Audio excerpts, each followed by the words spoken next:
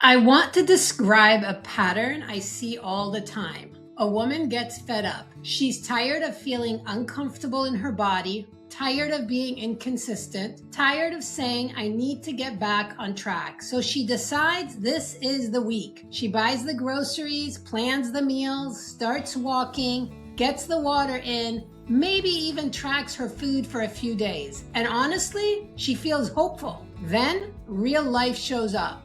A stressful text, a bad night of sleep, a busy workday, a family need, a weekend that throws everything off. And suddenly, the plan that felt doable on Monday feels impossible by Thursday. So she tells herself, I blew it. I'll start again next week. And there she is again, starting over.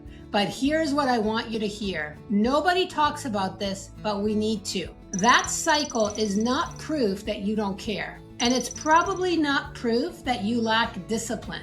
In fact, many of the women I work with are incredibly disciplined. The real problem may be that you've been trying to build consistency through pressure. And pressure works until life gets hard. Let's talk about it. When women keep starting over, they usually assume the problem is motivation, discipline, accountability, willpower, or finding the right plan. So every restart sounds the same. I need to get serious. I need to try harder. I need to be more disciplined. But if discipline were the real problem, many women would already be free. Because the women I work with, they're not lazy. They're raising family, they're serving others, they're working demanding jobs, caring for aging parents, managing households, they're showing up for everyone around them. These women know how to be disciplined. So maybe discipline isn't the problem. Maybe we're solving the wrong problem. Here's what I think is actually happening. Many women are trying to build consistency through pressure. Pressure creates urgency, and urgency creates intensity. Intensity creates action. And for a little while, it works. You feel motivated and focused. You feel committed. The scale moves. You feel encouraged.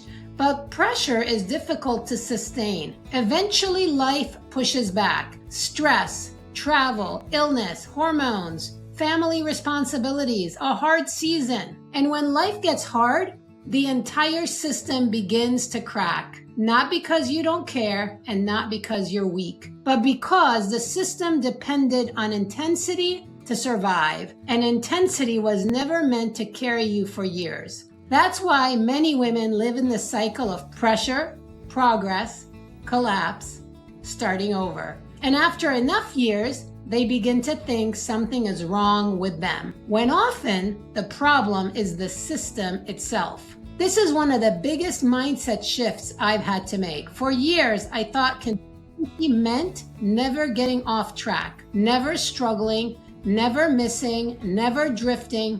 But real life, it doesn't work that way. Life has busy seasons, hard seasons, unexpected seasons. The women who stay consistent are not usually the women who never drift. They're the women who know how to return.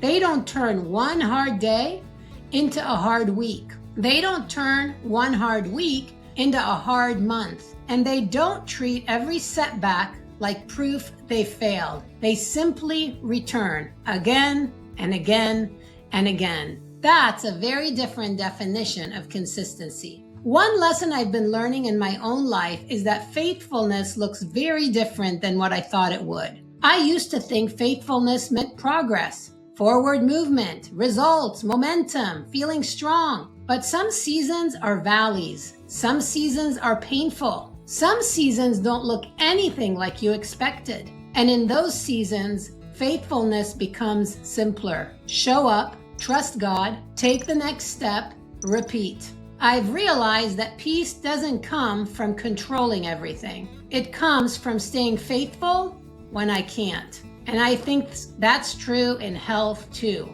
Many women are exhausted because they're trying to control outcomes, the scale, the timeline, the progress, the results. But stewardship asks a different question. What would it look like to be faithful today? Not perfect, faithful. The women who stop starting over eventually make a shift.